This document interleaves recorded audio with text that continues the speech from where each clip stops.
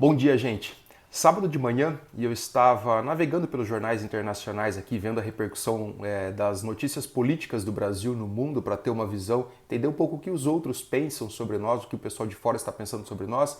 E eu caí num artigo que eu achei muito interessante e eu vou conversar um pouco com vocês. Não tem nada a ver de política, não. O artigo falava o seguinte: exemplos ao longo do mundo de como as pessoas estão procurando ser produtivas e saudáveis em um período de tanta pressão, de tanto estresse, em um período de tantas limitações, especialmente limitações de contatos, limitações sociais propriamente dita. Eu vou compartilhar algumas visões que eu vi, que eu tive lá, algumas percepções que eu tive e também algumas coisas que eu achei bastante interessante nesse artigo. Basicamente, essa é a minha opinião, tá, gente? Eu tenho observado, e o artigo, as opiniões também nos falaram isso, que existem três comportamentos das pessoas diante dessas situações de adversidades, de limitações, de bastante mudanças e mudanças muito contundentes, muito profundas. O primeiro grupo de pessoas são aquelas pessoas que aceitam isso como algo normal e têm um comportamento basicamente resignado diante disso. Ah, é normal, é assim, se der Deus, se não der, vamos seguir. Existe um segundo grupo de pessoas que estão lidando com isso de uma forma muito estressante, que estão trazendo muito estresse, muito cansaço, estão já fadigadas mentalmente por todas essas situações, então não estão conseguindo lidar muito bem, estão absorvendo demais o que está acontecendo. E um terceiro grupo que eu vou citar os exemplos que tinha na matéria, que são pessoas que estão lidando de uma forma muito resiliente com tudo o que está acontecendo, estão, sobretudo, aprendendo com isso, usando um comportamento adequado, uma forma de reagir bastante adequada, bastante positiva, e estão conseguindo aprender com essa situação. Os exemplos que eu vi que citaram e que foram muito interessantes, muitos exemplos de pessoas que estão apreciando esse momento e usando esse momento para apreciar a família. E isso traz um reflexo na produtividade.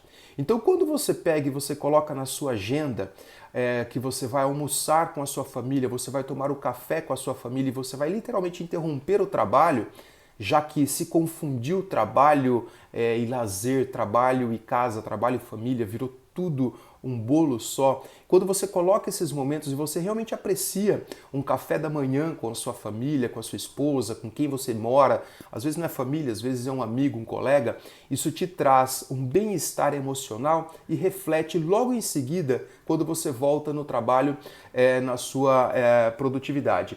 Foi bem interessante o exemplo de um suíço que faz todo dia café da manhã com a família e com os filhos. Ele para o trabalho dele para fazer o café da manhã com a família e com os filhos e ele relata lá o quanto isso tem elevado a produtividade este momento.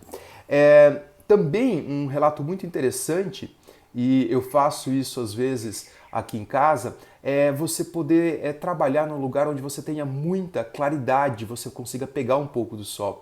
No final da tarde eu costumo ir na minha sacada e eu costumo fazer algumas ligações que eu tenho que fazer lá no sol, na sacada. Então isso traz energia, isso traz bem-estar, vitamina D, vitamina do bem-estar. Então esse é um outro comportamento que eu vi e eu achei interessante que eu faço isso. Eu acho que é uma ideia bem bacana aí para vocês trabalharem. Uma outra questão é colocar projetos que você não tinha tempo ou que você não tinha condições em dia.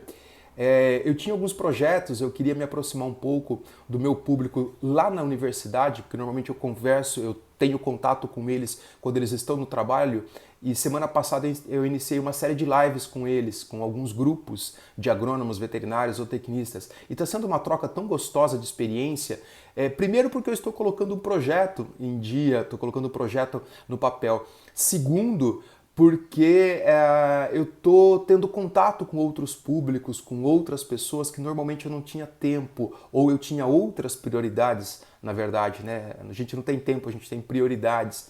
Então essa é uma outra questão importante, completar a agenda com algumas coisas diferentes.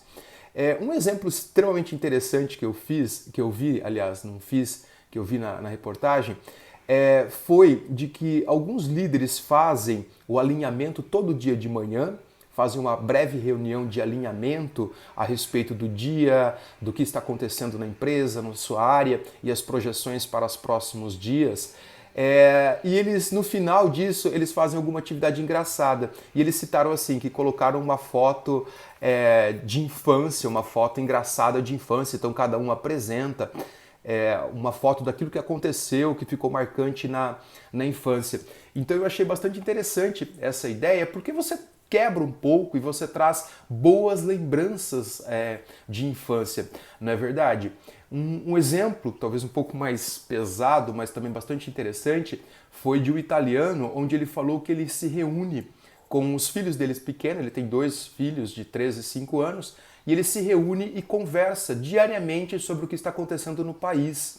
Ele vive na região norte da Itália, que está sendo muito afetada aí pelo coronavírus, e ele falou que ele é muito transparente. Ele falou, sou transparente comigo mesmo e com as minhas crianças, com os meus filhos. Ele falou, já estão há quase 40 dias sem poder sair de casa.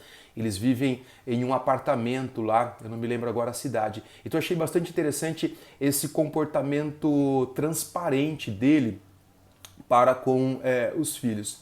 O que eu tiro de conclusão ao ler essa matéria aqui? Eu tiro de conclusão as seguintes questões, gente. Eu trago para a minha vida que a gente tem coisas que a gente não consegue mudar, a gente precisa se adaptar. E aqui a flexibilidade é a chave. Então eu não consigo mudar uma pandemia, eu consigo me proteger, eu consigo proteger as outras pessoas. Eu não consigo mudar uma orientação governamental que é para ter cuidados ao contato, você ter a menor quantidade de contatos possíveis, até ficar em casa, como alguns defendem.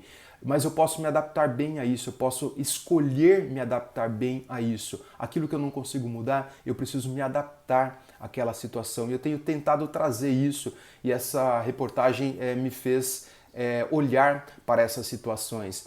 Eu também vejo que é um momento muito importante para a gente olhar para as nossas fraquezas e tentar buscar mecanismos para lidar com ela.